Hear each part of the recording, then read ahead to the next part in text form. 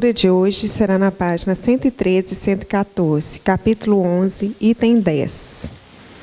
Meus queridos condiscípulos, os Espíritos aqui presentes vos dizem, por minha voz, amai bastante, a fim de serdes amados. Este pensamento é tão justo que nele encontrareis tudo o que consola e acalma as penas de cada dia. Ou antes, praticando esta sábia máxima, elevar-vos-ei de tal modo acima da matéria, que vos espiritualizareis antes do vosso decesso terrestre. Os estudos espíritas, tendo desenvolvido em vós a compreensão do futuro, tendes uma certeza, a ascensão até Deus, com todas as promessas que respondem às aspirações da vossa alma. Também devei-vos elevar bastante alto para julgar sem as estreitezas da matéria e não condenar vosso próximo, antes de terdes dirigido vosso pensamento até Deus. Amar, no sentido profundo da palavra, é ser leal, probo, consciencioso, para fazer aos outros o que se queria para si mesmo, é procurar, ao redor de si, o sentido íntimo de todas as dores que oprimem vossos irmãos. Para abrandá-las, é encarar a grande família humana como a sua, porque essa família vos a encontrareis em um certo período em mundos mais avançados, e os espíritos que a compõem são, como vós, filhos de Deus, destinados a se elevarem ao infinito. É por isso que não podeis recusar a vossos irmãos o que Deus vos deu livremente,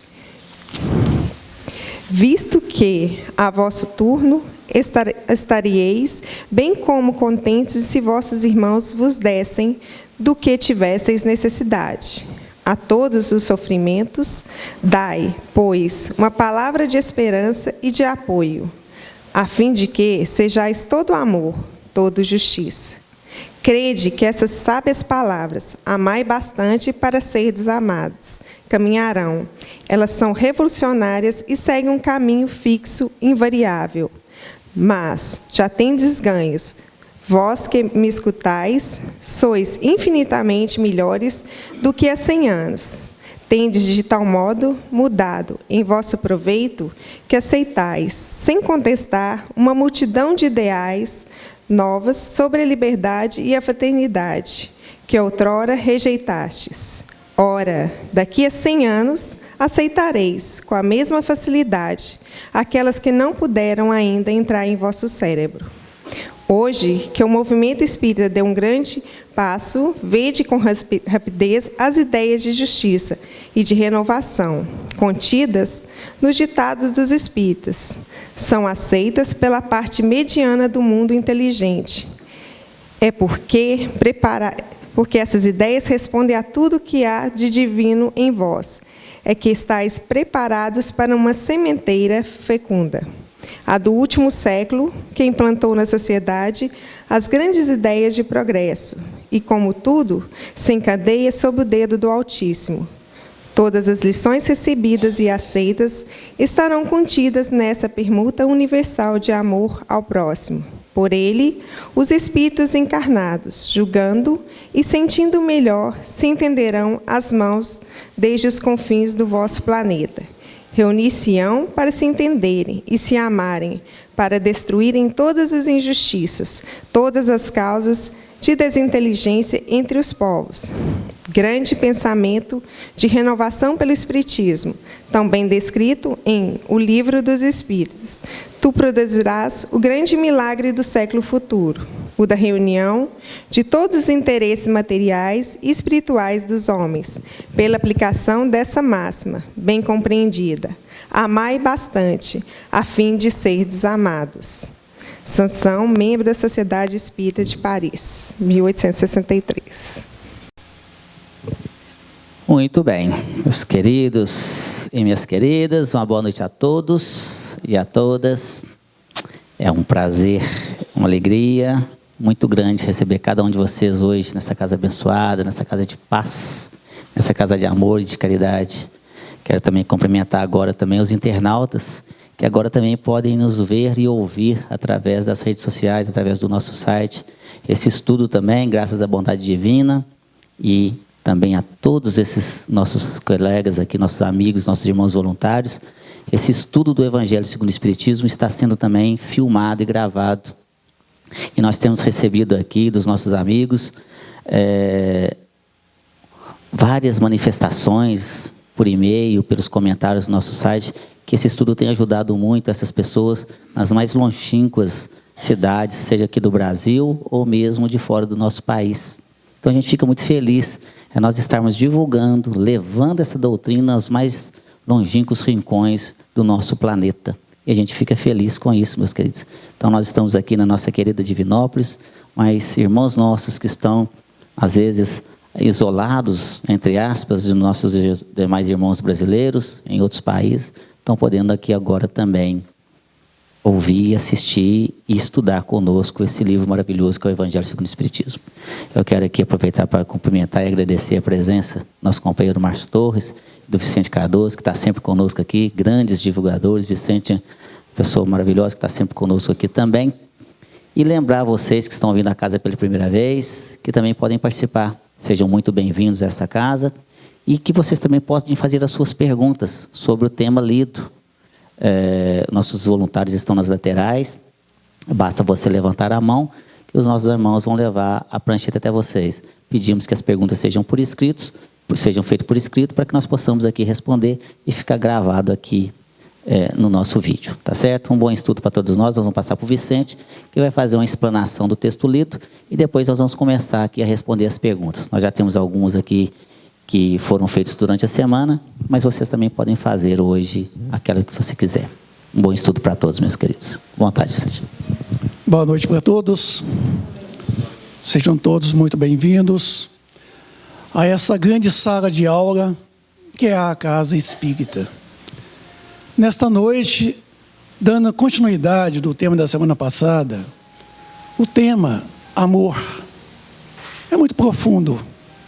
É um tema que realmente é preciso estudá-lo melhor e mais vezes. Porque, na verdade, tudo que nós estamos fazendo aqui, vindo à Casa Espírita, estudando o Evangelho, conhecendo a Bíblia no seu Velho e Novo Testamento, conhecendo toda a literatura espírita da qual nós temos hoje à nossa disposição, serve unicamente para explicar o amor.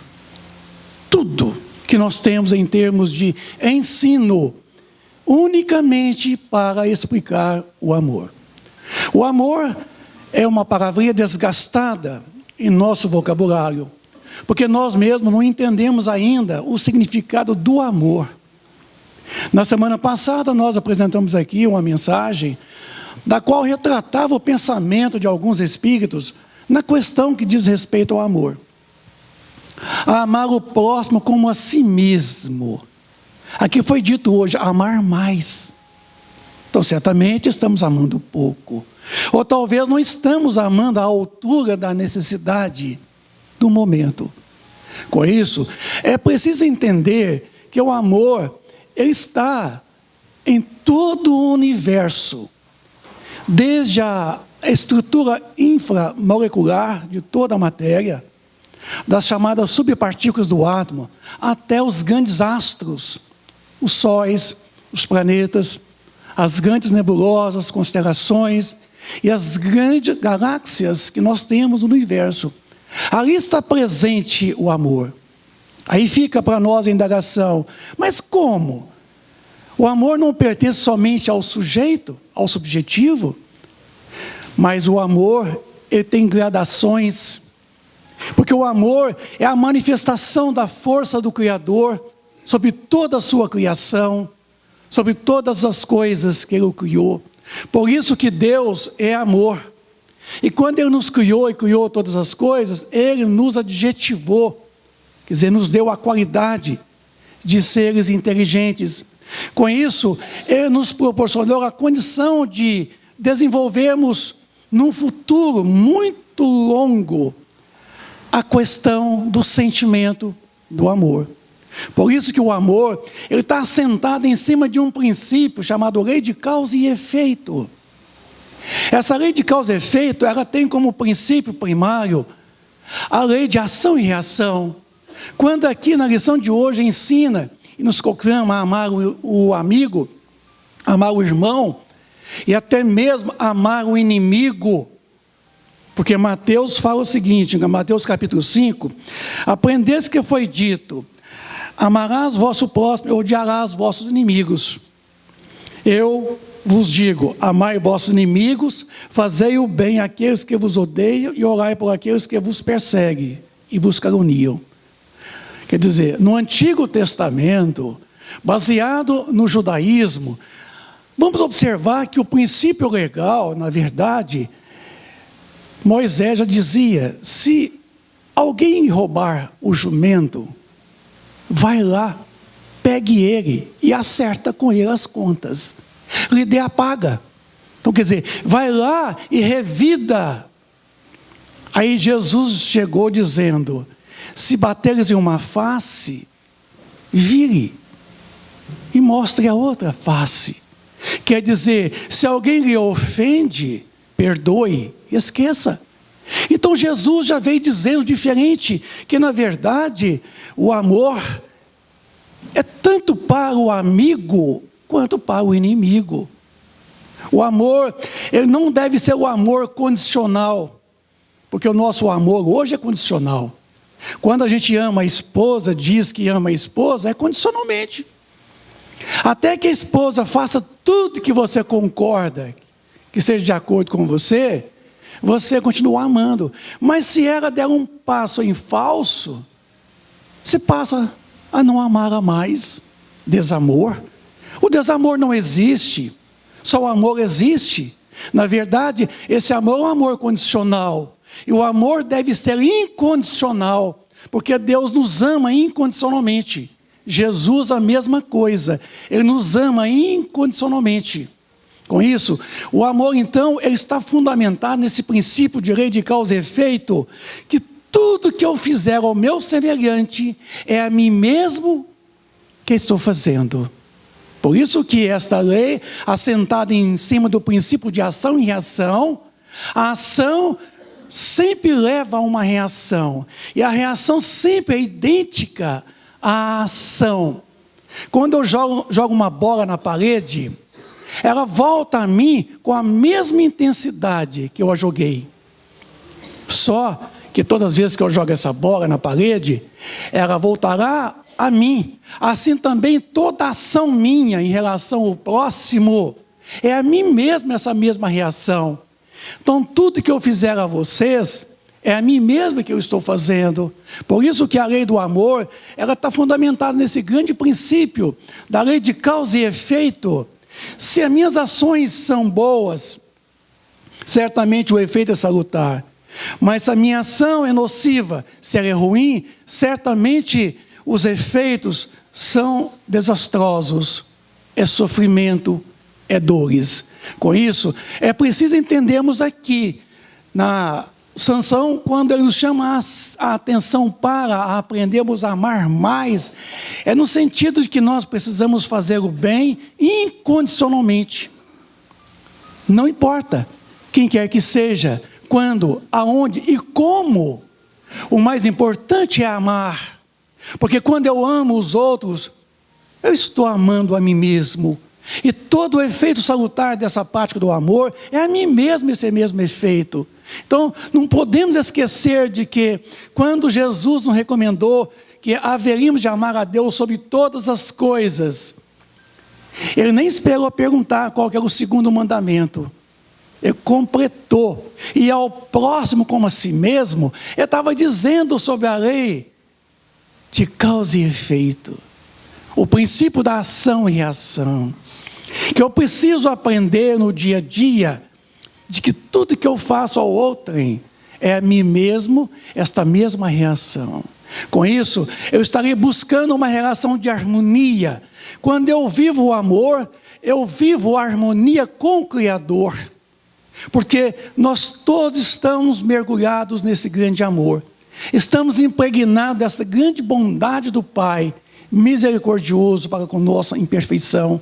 Então, com isso, amigos, a lição desta noite nos conclama mais uma vez a aprendermos a amar. E amar temos que aprender. E esse aprender não é o amor que nós confundimos aí com o sentimento, às vezes, de egoísmo. Porque o amor, ele surge do egoísmo. Aliás, esse egoísmo é o amor enlouquecido. É o amor doido, diríamos assim, que Emmanuel nos fala. Porque o amor, ele está ali na presença do egoísmo.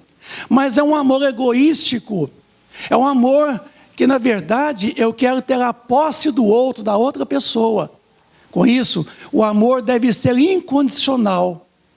Fazer ao outrem o que eu gostaria que o outro fizesse a mim. Então, com isso, resumindo, é o princípio da lei de causa e efeito. Não esquecemos nós de que todo o Evangelho de Jesus, ele veio unicamente para retratar o pensamento sobre o amor.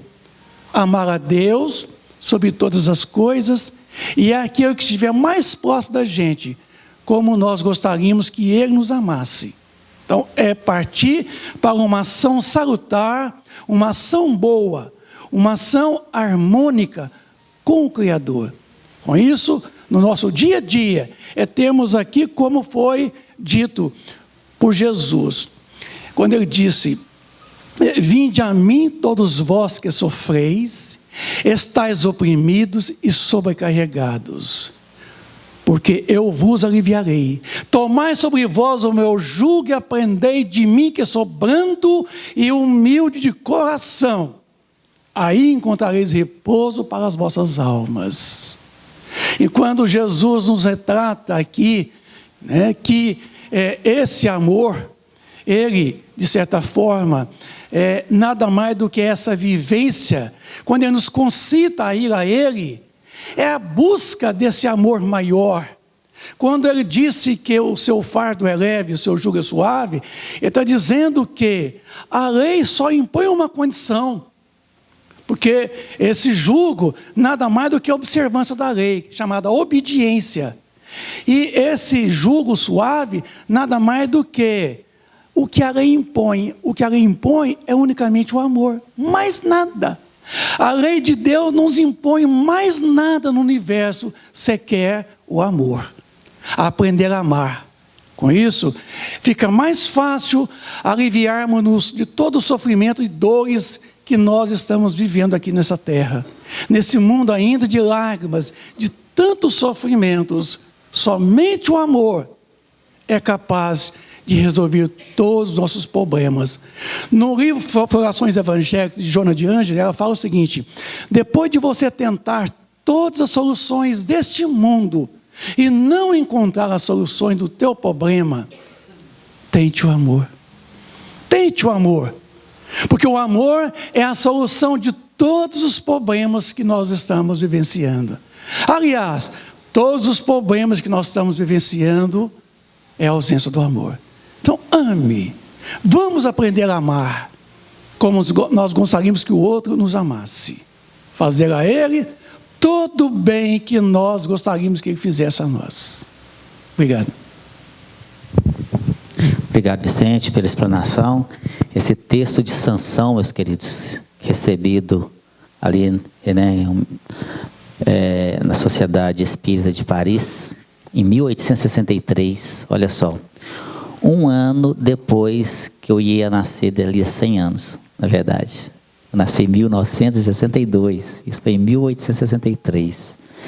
Então, olha só, 99 anos antes de eu nascer, já ali, e tantos nós aqui, podemos ter aqui esse banquete espiritual, na verdade, que isso aqui, na verdade, é um tratado de amor, essa carta maravilhosa e muito bem explanada pelo Vicente, e que nos leva realmente a profundas reflexões. Eu vou passar aqui para o nosso amigo Márcio Torres, que já tem perguntas aqui para serem respondidas. Lembrando que vocês também podem continuar fazendo as perguntas, que serão enviadas para nós aqui. Nós já temos algumas aqui, mas a participação de vocês é muito importante. Fica à vontade, Márcio. Boa noite. Boa noite. Melhorou. O Sérgio falou que nasceu 99 anos depois. Eu já dei sorte, nasci 101 anos depois. Hã? Você é mais velho que eu. Parece não, mas... A pergunta que nos chega aqui é a seguinte. Esse amor ensinado pela doutrina espírita se diferencia do que é divulgado pelas demais religiões ocidentais em quais sentidos? Vamos ver, né? Se a espiritualidade ajuda. É fácil não, gente. O amor, ele não pode ser diferente, né? Amar é amar. É verdade que nós ainda não entendemos o sentimento do amor. A gente ainda não compreende o amor. Nós confundimos o amor com o gostar, com o sexo, né? Com a mordomia, né? Às vezes a comodidade que o outro nos traz, a gente acostuma com a pessoa. Não é isso? Mas a gente percebe, às vezes, quando a gente ama, é quando a coisa pega. Né? No relacionamento, em casa com os pais, com a mãe, com o filho, com o marido, com a esposa. É na hora do aperto é que a gente sente a nossa reação e o medo de perder o outro é que a gente começa a entender o quanto a gente gosta. Né? Agora, para olhar para Deus, como é que seria esse amor? A diferença que a gente pode notar entre o que a doutrina espírita ensina e o que as outras religiões dizem, né? Ainda mais para acho que a maioria aqui, como eu, veio da Igreja Católica, alguns devem ter vindo da evangélica, né? A Bíblia vem falando do amor e eles pregam esse amor. Amar ao próximo como a ti mesmo, amar a Deus sobre todas as coisas, né? Fazer o bem, procurar ter a caridade. Tal. Só que as outras religiões, em detrimento da doutrina espírita, elas não te dão o porquê e o sentido. Né? As igrejas não reencarnacionistas, né? As que pregam a ressurreição, elas vêm falar o seguinte, que você tem que fazer, porque no dia do julgamento você pode ser condenado. Né? Você pode ir lá para baixo. Não é assim que eles falam? Então, eles te dão esse ensinamento na base do medo. Eles te colocam um medo de você ser condenado a viver nas trevas, a viver no inferno, a viver no fogo, né, eternamente condenado. E, através desse medo, te forçam a mudar o seu hábito. Então, você muda... não pelo amor, mas você muda pelo medo. Né? A gente faz aquela transformação e tenta amar, tenta melhorar, tenta fazer pelo medo da condenação. Né? E eles falam que você busca a Deus, busca esse amor dentro da religião. Ou você tem que ir nos templos, você tem que ir nas igrejas, você tem que pagar o seu dízimo, você tem que frequentar, você tem que participar, tem que seguir regras que eles impõem. A doutrina espírita não. A doutrina espírita, o gostoso da doutrina espírita é que aqui é proibido proibir. Aqui não se proíbe nada. A doutrina espírita apenas te esclarece aquilo que pode te fazer mal e a consequência desse mal. Mas ela jamais vai te dizer que você vai ser condenado por isso. Não existe a condenação, porque não existe o inferno, não existe o demônio, como também não existe os anjos. Né? O que existe, que Deus criou, foi espíritos. Aquele espírito que é bom e trabalha no bem, quando desencarna, continua bom trabalhando no bem. Aquele espírito que ainda é ignorante, que ainda não aprendeu a ser bom, e trabalha no mal, quando morre, continua fazendo mal. Mas não é demônio, nem são anjos, são espíritos. Porque Deus não erra na criação. Né? Se a gente for parar para pensar na história do demônio, né? Vamos aqui rapidinho tentar explicar mais ou menos a história do demônio. Eram anjos, né? Criaturas especiais, criadas por Deus para servi-lo, como se Deus necessitasse disso. Né? E o seu braço direito, que era Lúcifer, né, aquele que veio da luz, Deus errou na criação. Lúcifer ficou vaidoso e ganancioso, quis tomar o trono de Deus. Olha, Deus cria uma criatura perfeita para servi-lo, e essa criatura, de repente, se volta contra o Criador, querendo tomar o lugar dele. Já não começa a ficar uma coisa meio que esquisita a história?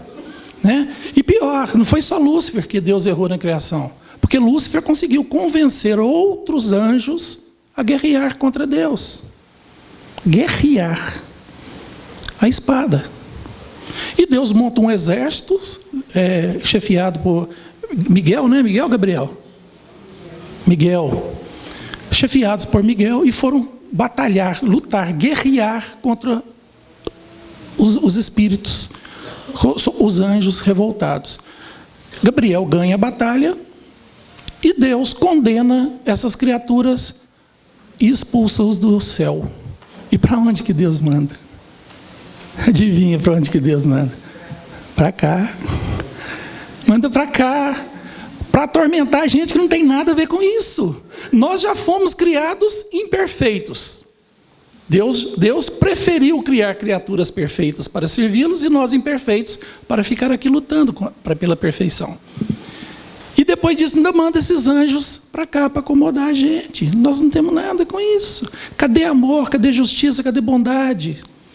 Então, a criação do demônio, gente, é uma história de carochinha. Isso não existe. Deus é Pai, Deus é amor, Deus é perfeição. Ele não comete erros, Ele não comete enganos. O que acontece são nós mesmos, espíritos. Se eu for uma pessoa ruim, como eu já disse, eu vou continuar ruim depois que eu morrer. Se eu for uma pessoa boa, eu vou continuar bom depois que eu morrer.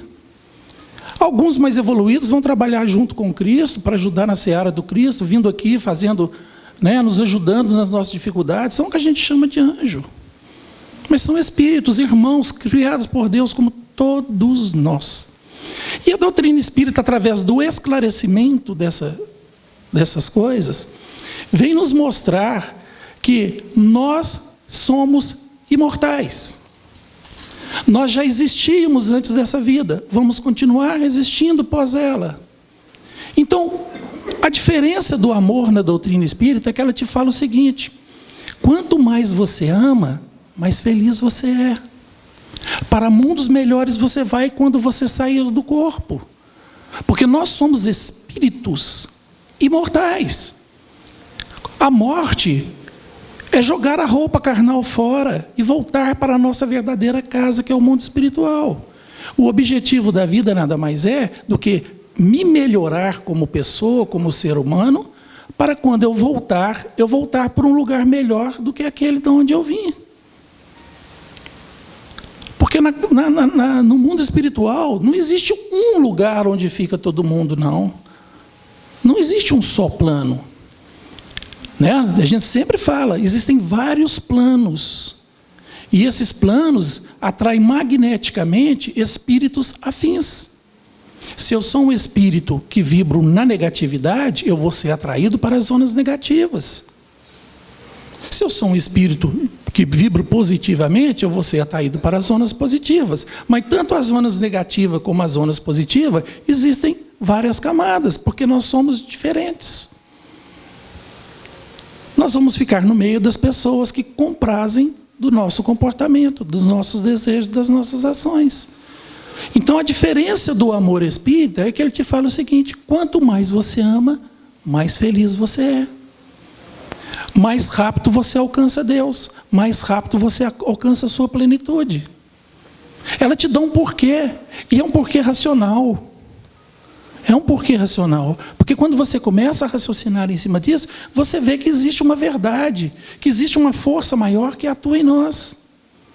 Né? A gente sempre fala, aquela pessoa que faz um gesto de caridade incondicionalmente, que ajuda às vezes uma família, uma pessoa, vocês já sentiram o gostoso que você sente depois? Mas é aquela caridade que você não espera nada, que você não vai divulgar, que você não vai espalhar para as pessoas, mas é simplesmente aquele sentimento de obrigação bem feita. Eu fiz alguma coisa para uma pessoa que eu nem conhecia, e isso te dá um prazer.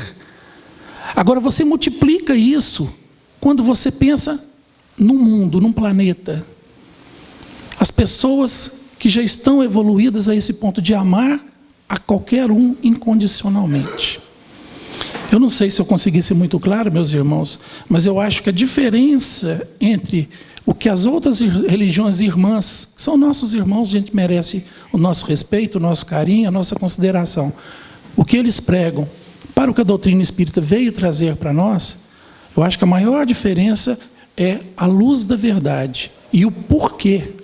Nós temos um porquê amar. Obrigado. A pergunta que nos chega aqui interessante, a pessoa fala assim, no texto lido foi colocado o seguinte, para fazer aos outros aquilo que se deseja para si mesmo. Como fazer isso nos dias de hoje, com tanto egoísmo e orgulho à nossa volta, com tanta falsidade, maledicência e inveja? Bem-vindo ao grupo.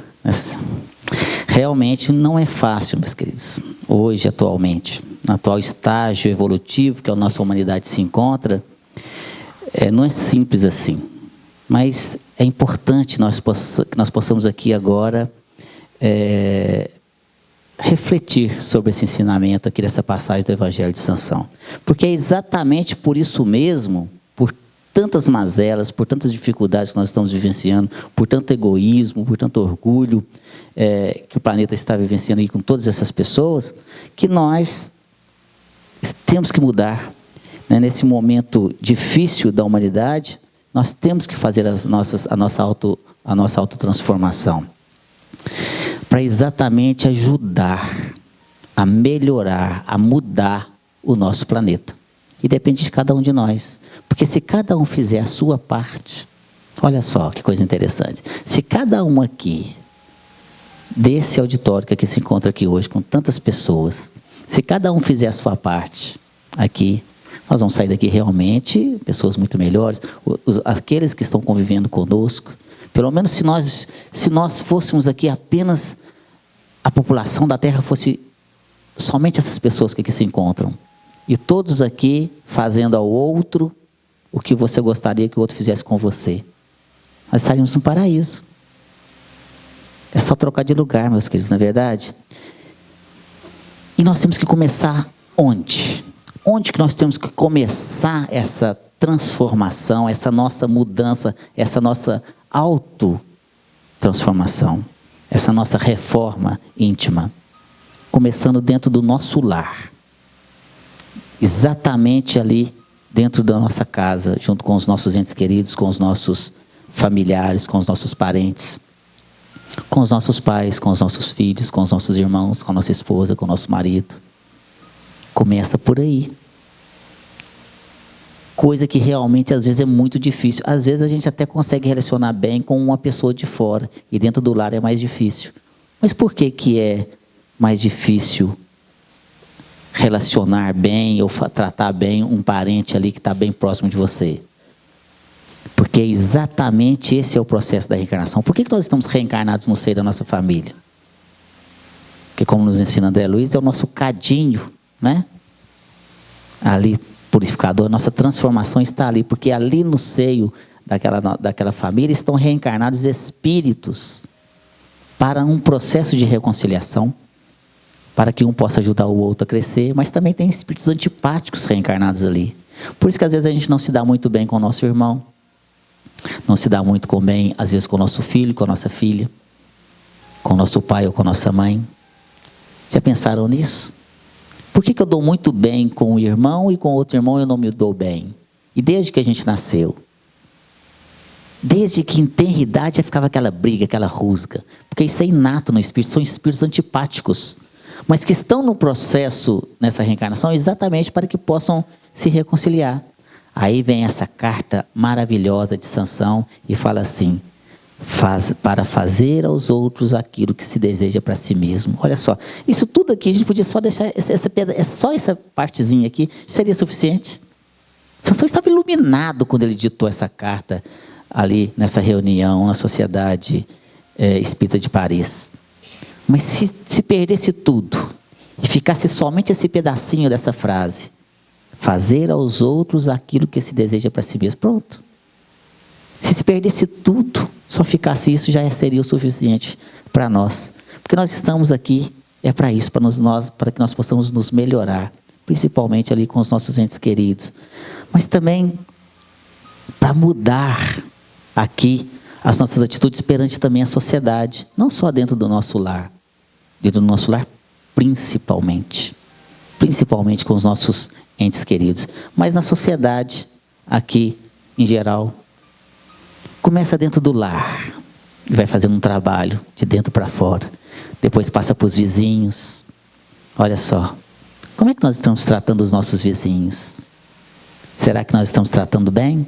Ou será que nós estamos indo à desforra? Quando ele coloca o lixo na sua porta, também vou fazer a mesma coisa, vai ver.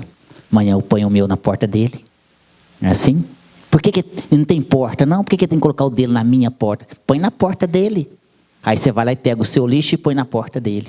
Daquele dia que está mais complicado ainda, que tem fralda descartável, tem tudo, né? Aí você põe lá na porta, viu? Assim, e fica lá olhando ainda. Que cheirinho entra lá. Não é assim? Vinguei. Viu? Pronto. Agora eu quero ver.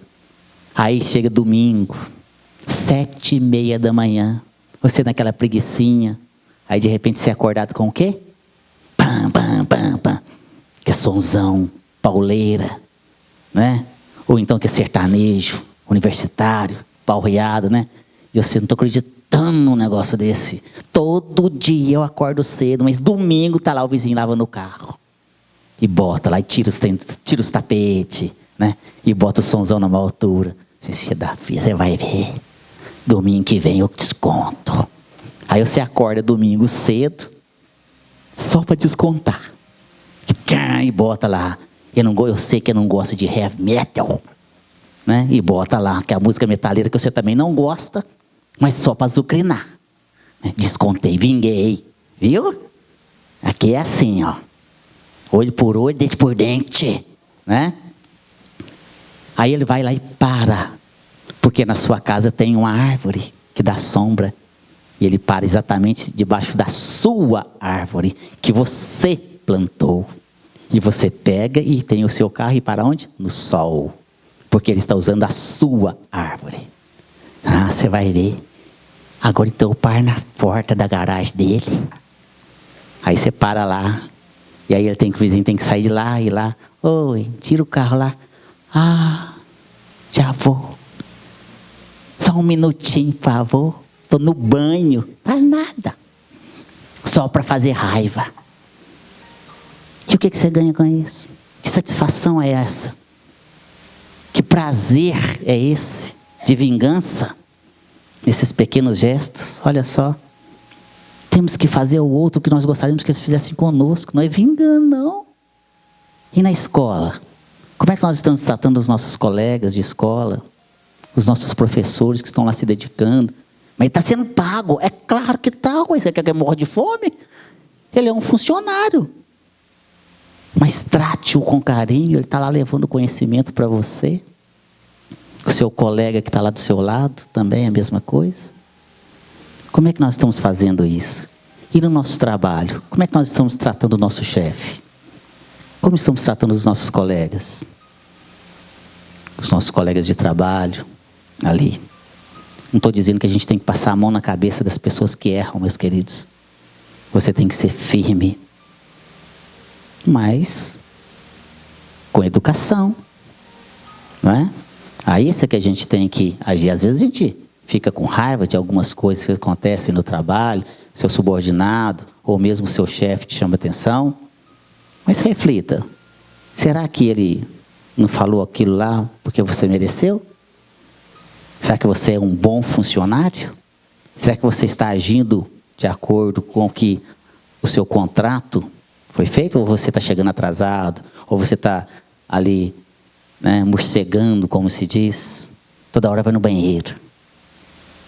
Toda hora está lá na internet, toda hora está lá no Zap Zap. Não é? Será que você está cumprindo com as suas obrigações? Aí vem o chefe que chama atenção. Aí você acha ruim. Acabou aborrecido só. Ué, trabalha, você está lá para trabalhar. E aí? Será que nós estamos cumprindo com as nossas obrigações? Com os nossos deveres? Ou só nós queremos os nossos haveres? Como é que nós estamos tratando as pessoas na rua? Dentro do ônibus? Tem gente que usa o coletivo. Vocês cumprimentam o motorista quando vocês entram no ônibus? Agradecem pela viagem, o trocador? Ou só entra lá e quando o motorista dá uma freadinha brusca, porque às vezes entrou um cachorro na frente do ônibus, uma criança ou um carro deu uma fechadinha, você assim, oh, vai ser na vaia, trem. Ah, roda dura, vou denunciar. Não é? Ao invés, nossa, deve ter acontecido alguma coisa. Você acha que ele freou bruscamente ali para que você possa cair ou desequilibrar dentro do ônibus? Alguma coisa aconteceu. Ao sair do ônibus, será que você chega lá assim, bom dia, obrigado, amigão.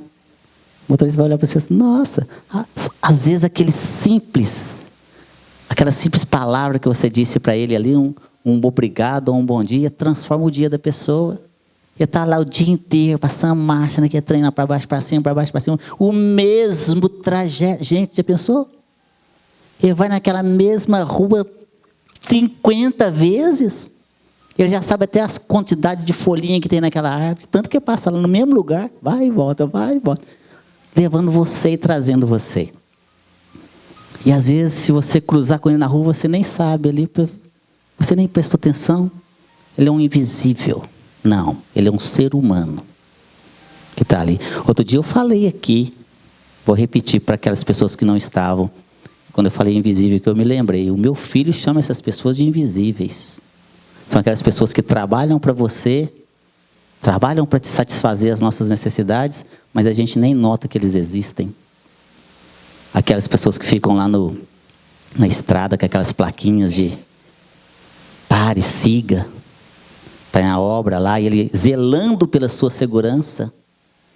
Aí você passa naquele momento, né? Acabou lá, siga, passa. Ou então quando você está passando, ele vira a placa, pare, ouça, Senhor, que raiva, tinha que ser na minha vez. Por que não esperou mais um pouquinho para me passar? Não, mas logo na minha vez. Mas envia uma carreta, um caminhão do outro lado, você não vira não, você ia bater de frente. E você ainda xinga o coitado por causa disso, não é? Como é que nós estamos tratando as pessoas no trânsito? Com os pedestres? Então, uma propaganda de carro, achei interessante, fala assim, no trânsito todos somos pedestres. Legal, né? É verdade, todos somos pedestres. Vocês nasceram do carro, nascer do útero da sua mãe, né? Vocês já nasceram dirigindo, lá no hospital, já saiu lá do hospital dirigindo um carro? Não, você não vive dentro do carro, você não mora dentro do seu carro. Você utiliza o seu veículo quando necessário, mas você anda. Quem tem perna, que bom que anda. Para baixo, para cima. De vez em quando você pega o seu carro e anda de carro. Mas somos muito mais pedestres. E aí você está lá e tem um caboclo que passa na faixa de pedestre. Será que você está respeitando? É claro que tem uns caboclos que abusam mesmo, né? Você está na faixa de pedestre e você para, aí vem um pedestre e olha para você assim. Estou na faixa. E passeia. Só falta dar aquela rodadinha de bis, de desfile. O cara passa desfilando. Assim, tipo assim, acelera, bobão. Me atropela. Né? Eu estou na faixa. E ainda e aí você está acelerando. Aí que faz hora mesmo. Né? Ali. E aí ele passa devagarinho, não deixa aquilo te incomodar, não. Aquilo está incomodando muito mais ele. Deixa.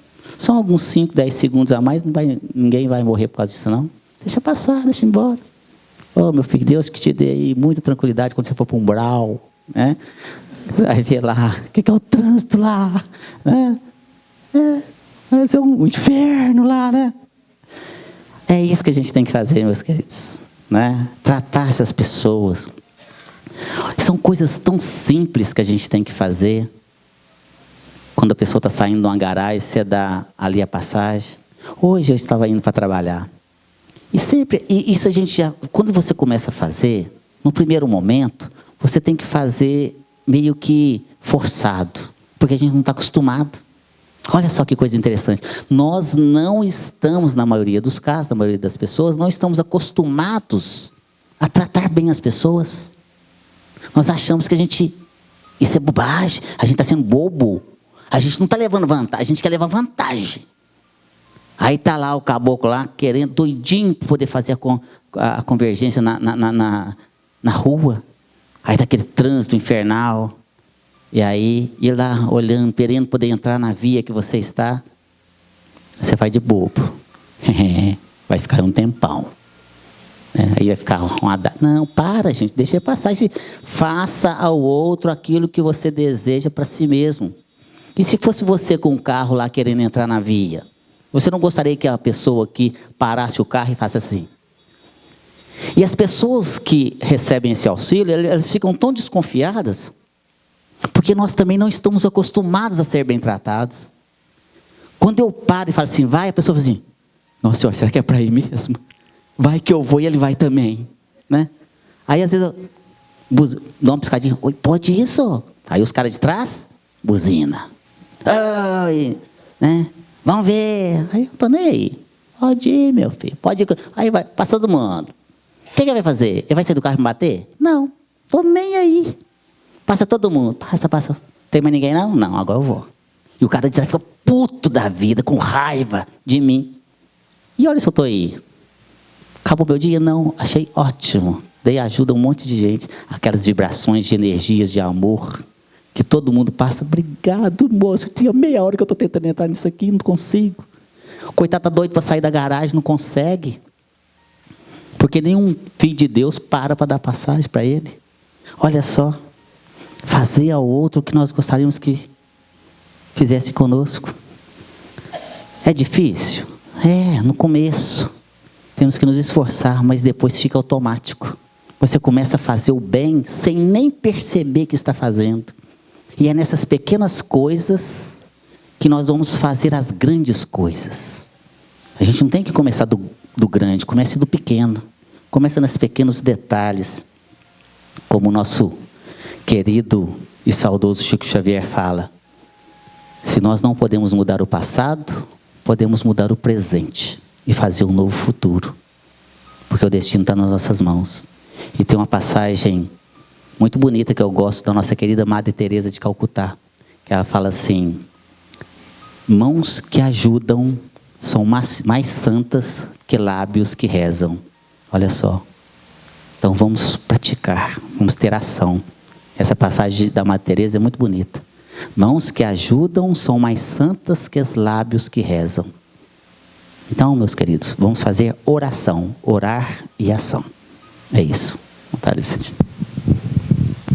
Temos uma pergunta.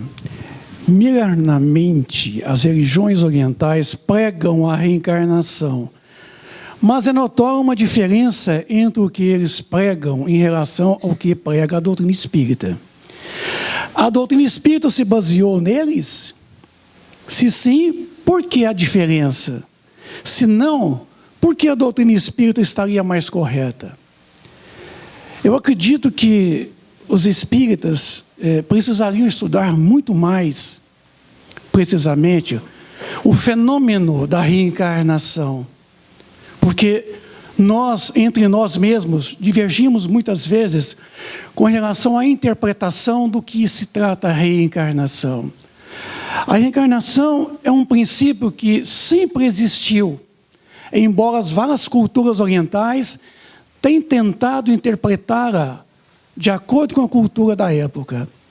Antigamente, a reencarnação, o fenômeno da reencarnação, era conhecida pelos Vedantas, pelo Vedismo, como mentempsicose.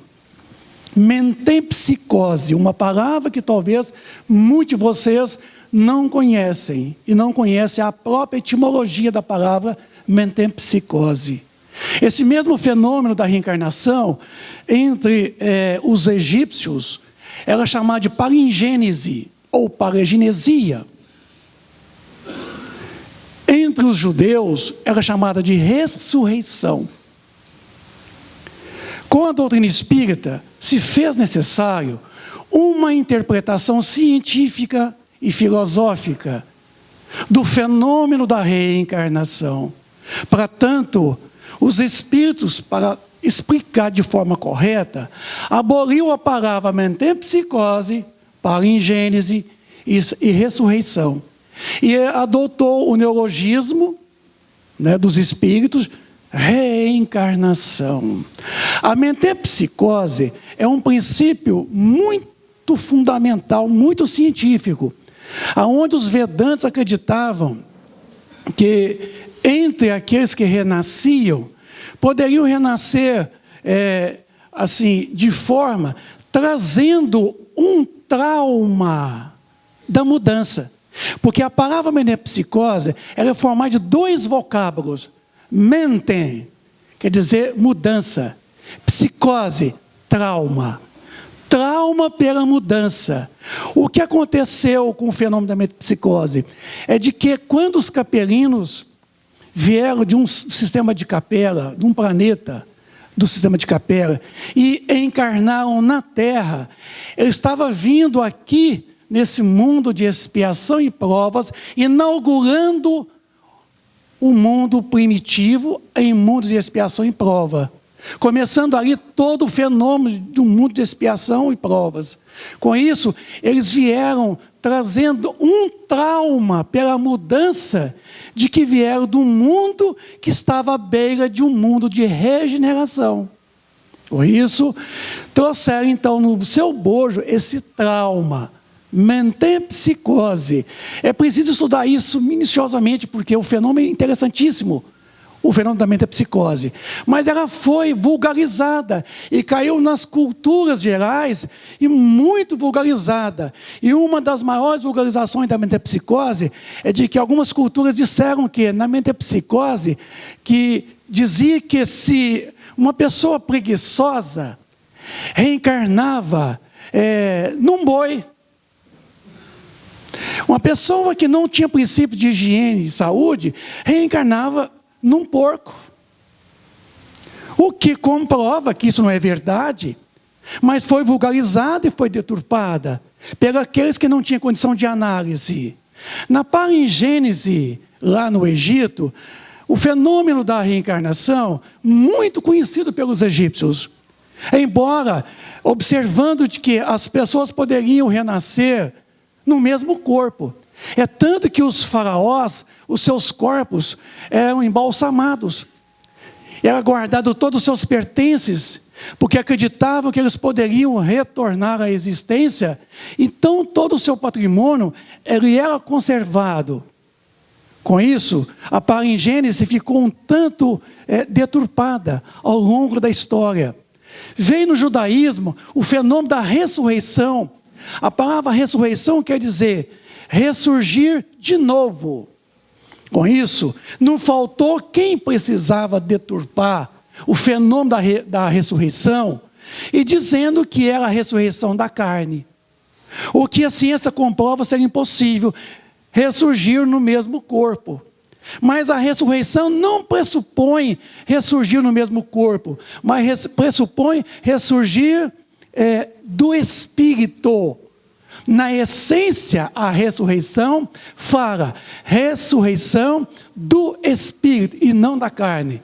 Quem coloca isso é Paulo de Tarso aos Coríntios, a partir do capítulo 35. Ele vai dizendo a respeito da ressurreição com muita propriedade.